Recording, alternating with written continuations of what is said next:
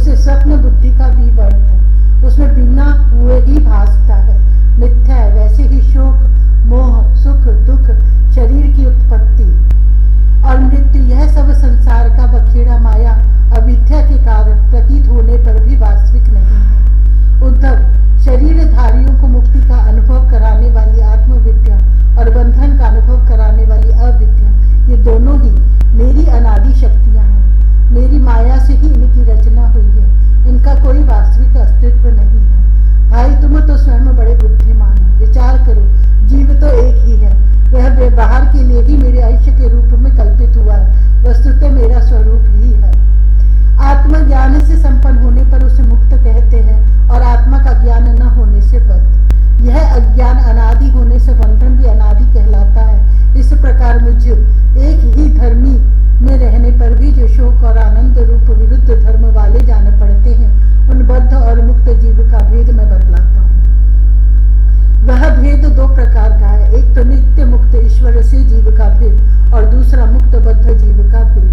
पहला सुनो, जीव और ईश्वर बद्ध और मुक्त के भेद से भिन्न भिन्न होने पर भी एक ही शरीर में नियंता और नियंत्रित के रूप में स्थित है। ऐसा समझो कि शरीर एक वृक्ष है, इसमें हृदय का घोंसला बनाकर जीव और ईश्वर नाम के दो पक्षी रहते हैं। वे दोनों चेतन होने के कारण समान है और कभी न बिछोड़ने के कारण सखा है। इनके निवास करने का कारण केवल लीला ही है।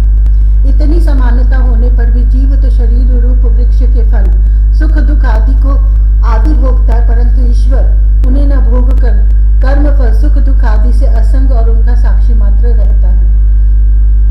अभोक्ता होने पर भी ईश्वर की यह विलक्षणता है कि वह ज्ञान ऐश्वर्य आनंद और सामर्थ्य आदि में भोक्ता जीव से बढ़कर है। साथ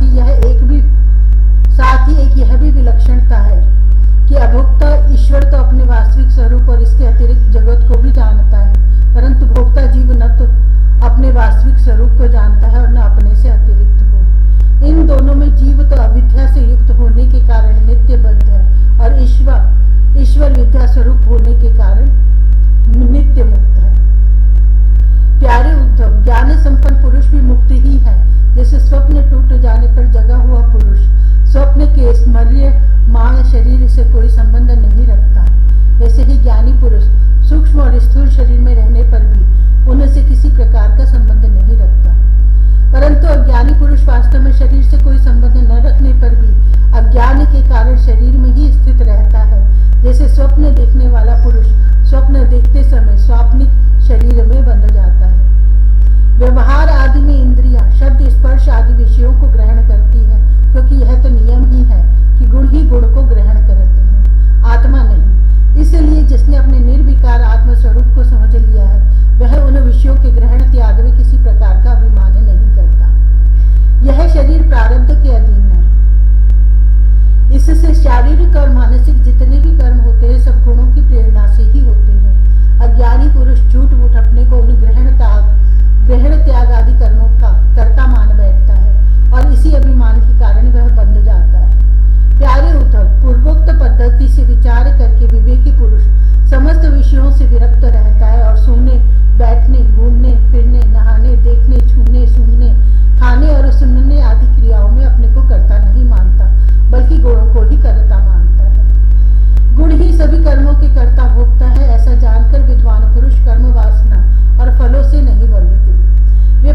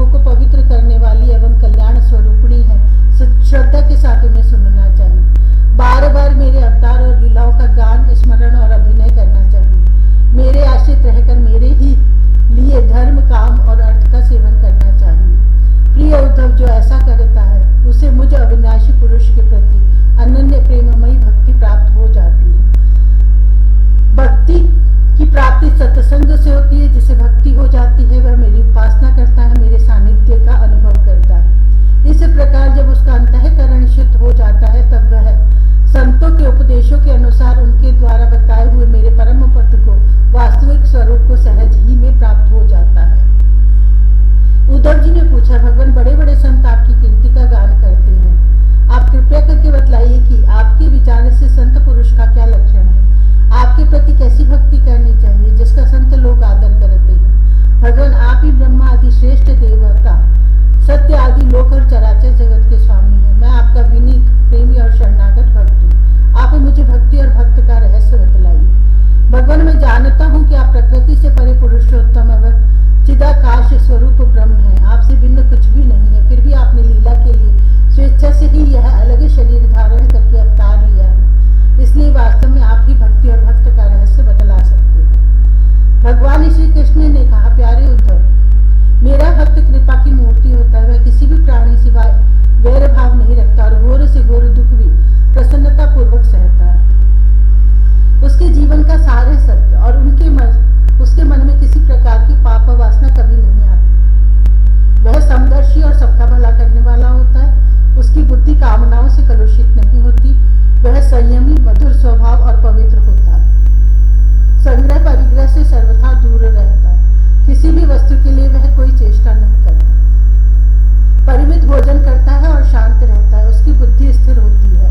उसे केवल मेरा ही भरोसा होता है और वह आत्म तत्व के चिंतन में सदा संलग्न रहता है। वह प्रमाद रहित, गंभीर स्वभाव और धैर्यवान होता है। भूख, प्यास, शोक, मोह और जन्म मृत्यु ये छहों उसके वश में रहते हैं। वह स्वयं तो कभी किसी से किसी प्रकार का सम्मान नहीं चाहता, परंतु दूसरों का सम्मान करता रहता है। मेरे संबंध की बातें दूसरों को समझाने में बड़ा निपुण होता है और सभी के साथ मित्रता का व्यवहार करता है। उसके हृदय में करुणा भरी होती है।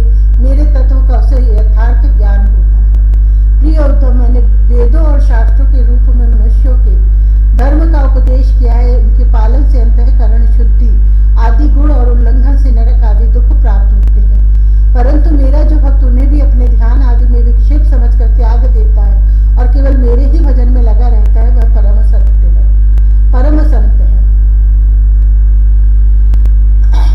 मैं कौन हूँ, कितना बड़ा हूँ, कैसा हूँ, इन बातों को जाने चाहे ना जाने, परंतु जो अनन्य भाव से मेरा भजन करते हैं वे मेरे विचार से मेरे परम भक्त हैं। प्यारे उद्धव, मेरी मूर्ति और मेरे भक्तजनों का दर्शन, स्पर्श, पूजा, सेवा, शुश्रूषा, स्तुति और प्रणाम करें तथा मेरे गुण और कर्मों का कीर्तन करें। उद्धव, मेरी कथा सुनने में श्रद्धा रखें और निरंतर मेरा ध्यान करता रहे। जो कुछ मिले वह मुझे समर्पित कर दे और दास्य भाव से मुझे आत्मनिवेदन करें। मेरे दिव्य जन्म और कर्मों की चर्चा करें। जन्माष्टमी, रामनवमी आदि पर्वों पर आनंद मनावे और संगीत, नृत्य, बाजी और समाजों द्वारा मेरे मंदिरों में उत्सव करावे। वार्षिक त्योहारों के दिन मेरे स्थानों की यात्रा करें, जुलूस निकाले तथा विविध उपहारों से मेरी पूजा करें। वैदिक अथवा तांत्रिक पद्धति से दीक्षा ग्रहण करें। मेरे व्रतों का पालन करें। मंदिरों में मेरी मूर्तियों की स्थापना में श्रद्धा रखें। यदि यह काम अकेला न कर सके तो औरों के साथ मिलकर उद्योग करें। मेरे लिए पुष्प वाटिका, बगीचे, क्रीड़ा के स्थान, नगर और मंदिर बनवावे। सेवक की भांति श्रद्धा भक्ति के साथ निष्कपट भाव से मेरे मंदिरों की सेवा शुश्रूषा करे। झाड़े, बुहारे, लिपे पोते, छिड़काव करे और तरह तरह के चौक पूरे। अभिमान न करे, दंभ न करे, साथ ही अपने शुभ कर्मों का ढिंडोरा भी न पीटे। प्रिय उद्धव, मेरे चढ़ावे की अपने काम में लगाने की बात तो दूर रही, मुझे समर्पित दीपक के प्रकाश से भी अपना काम न ले। किसी दूसरे देवता की चढ़ाई हुई वस्तु मुझे न चढ़ावे। संसार में जो वस्तु अपने को सबसे प्रिय, सबसे अभिष्ट जान पड़े वह मुझे समर्पित कर दे। ऐसा करने से वह वस्तु अनंत फल देने वाली